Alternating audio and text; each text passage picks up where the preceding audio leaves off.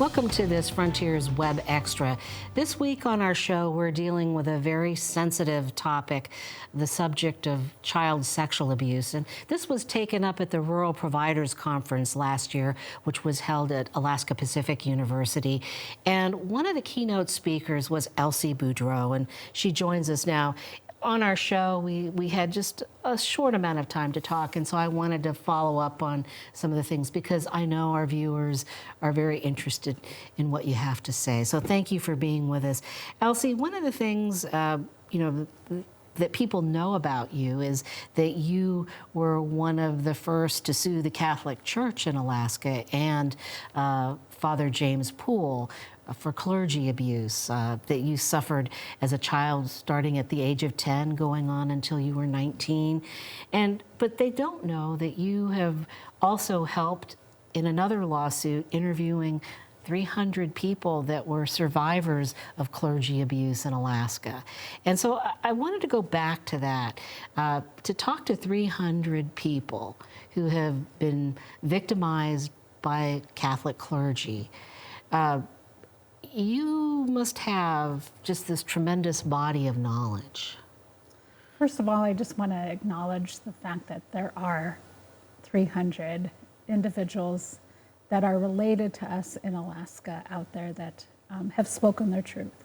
And I want to encourage more people to find the courage to speak their truth. And what we know about sexual abuse is that, there are a lot more out there that haven't spoken their truth. And so I worked with the attorneys and talked to all the survivors that came forward. And the oldest one, I believe she was in her 70s and had gone to Holy Cross. And I remember her saying that now she won't go to her grave having not spoken her truth.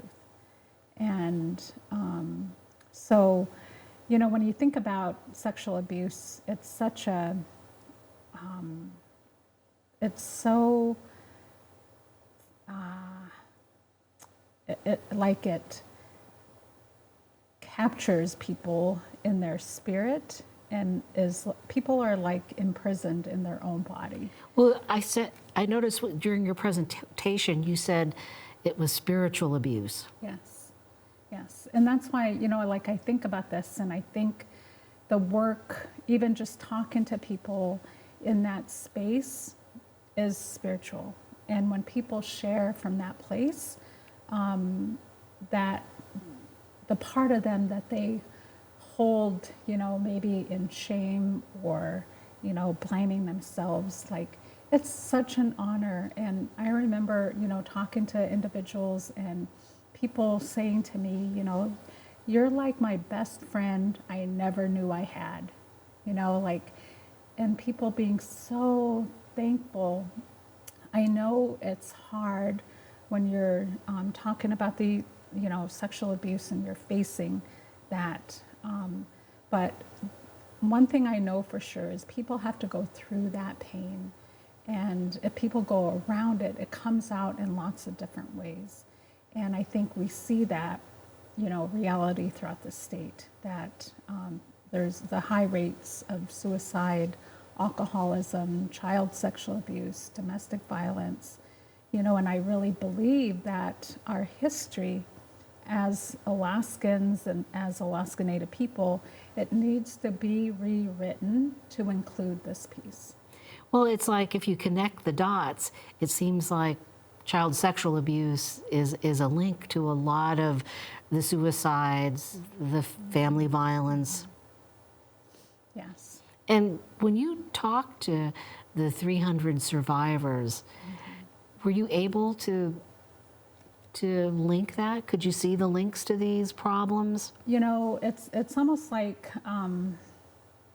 I remember having conversations with people, and one of the questions asked was whether or not they knew of individuals that had been sexually abused by clergy that also committed suicide. And our list was growing. We had at least 20 individuals that had committed suicide. And I know of a number of them from my own village in St. Mary's. So people have no idea really how far this went. The lawsuits don't really give you the true perspective.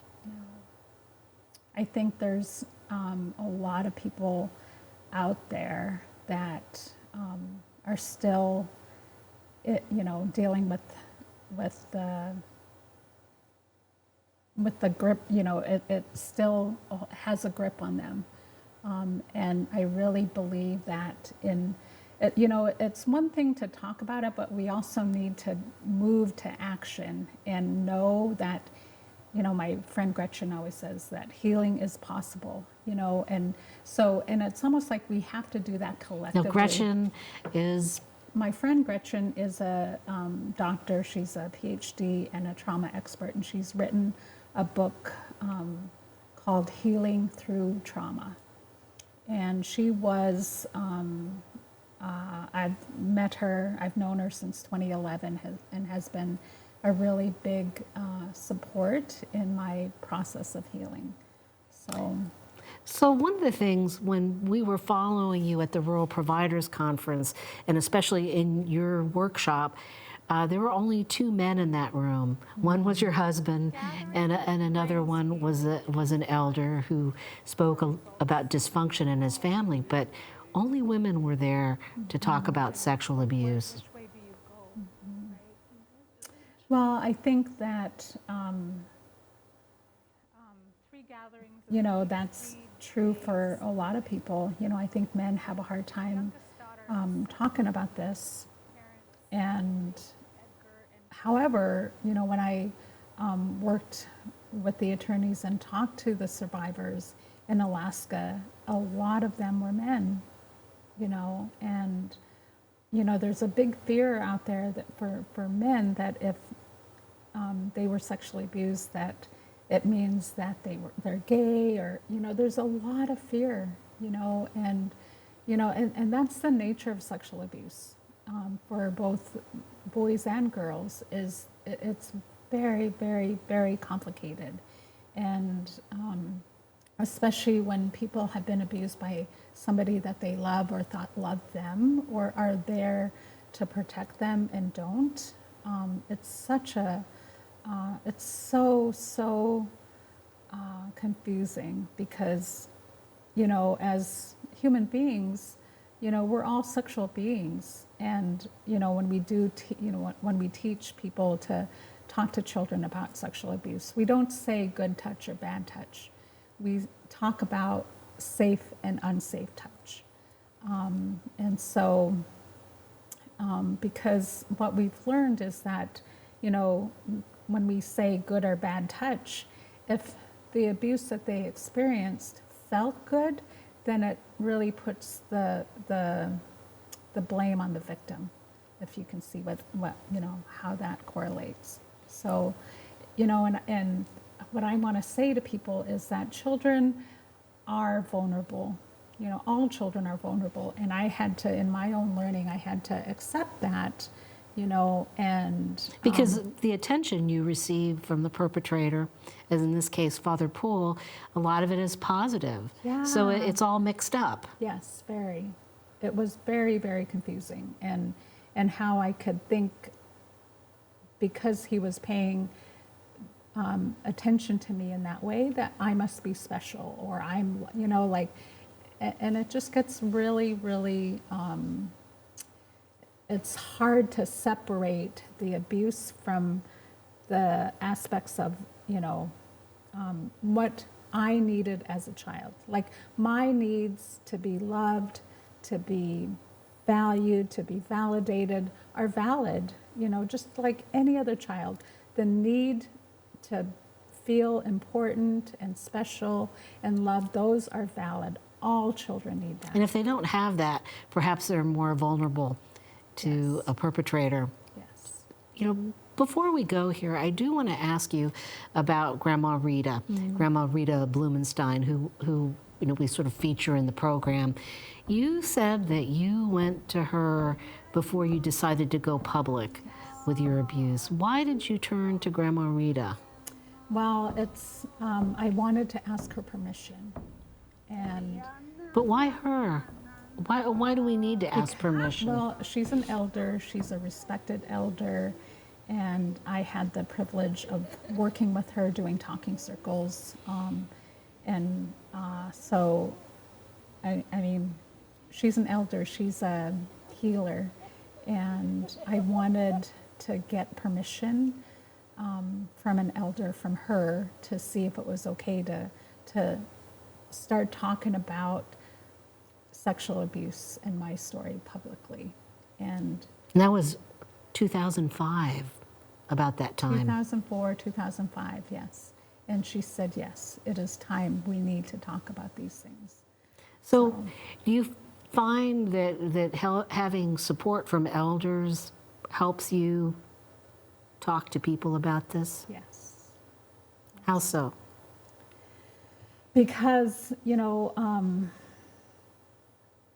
for many people, when you think about sexual abuse, one, it's hard to talk about, and silence is part of the power that keeps it pervasive. And when we have permission from elders, it gives permission.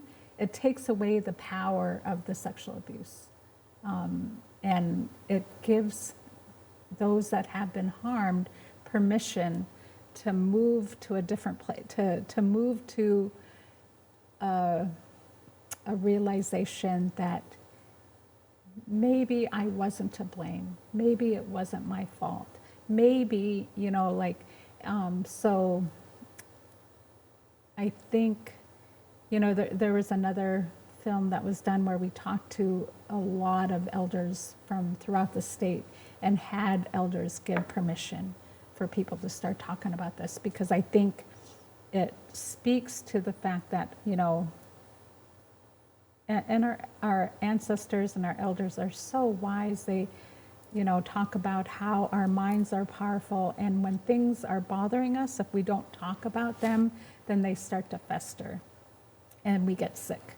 And so I'm speaking to a period of time where sexual abuse was too painful, and it's almost like there was a period of time where it was not okay to talk about these things, especially if it were a priest.